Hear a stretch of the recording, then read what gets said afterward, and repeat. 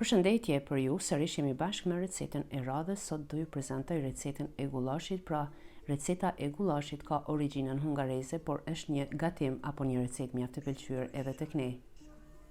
Fillimisht për të përgatitur këtë recetë nevojiten 1 kg qep.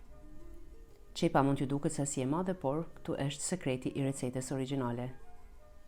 Nevojitet 1 domate, 1 kg mish viçi,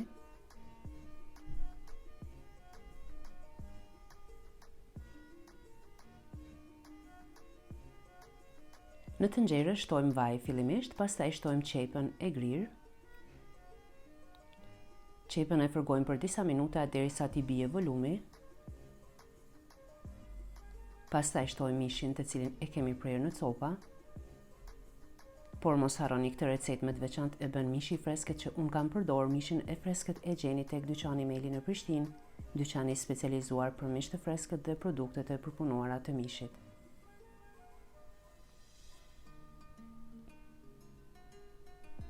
Pastaj tek mishi shtojmë 1 domate të prerë.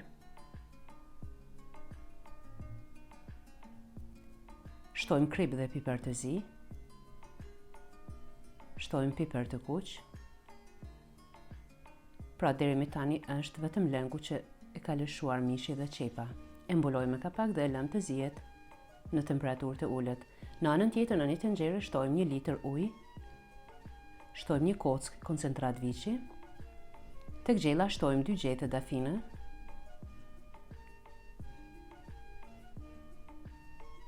Dafina nuk bën të mungoj në këtë recetë sepse i jep shijen origjinale.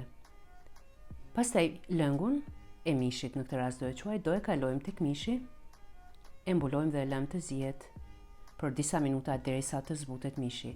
Në anën tjetër do përgatisim puren. Kemi 600 gram patate. Pasi patatet të zihen, i shtypim mirë. Shtojmë 1 lugë gjelle gjalp, 100 ml qumësht,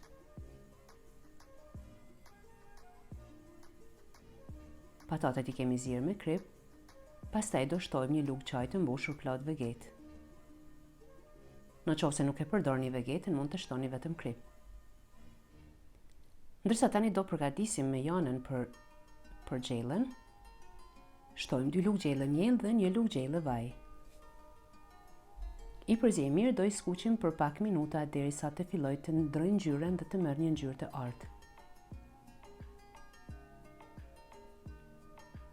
Do e fikim fillimisht me lëngun e mishit, pastaj shtojmë lëng nga gjella, e tretim mirë dhe e kalojmë tek gjella apo tek gullashi.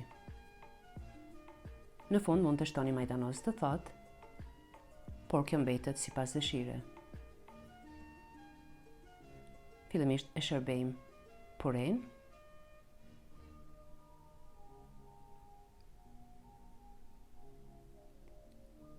Pastaj gjellën. Kjo ishte receta për sot.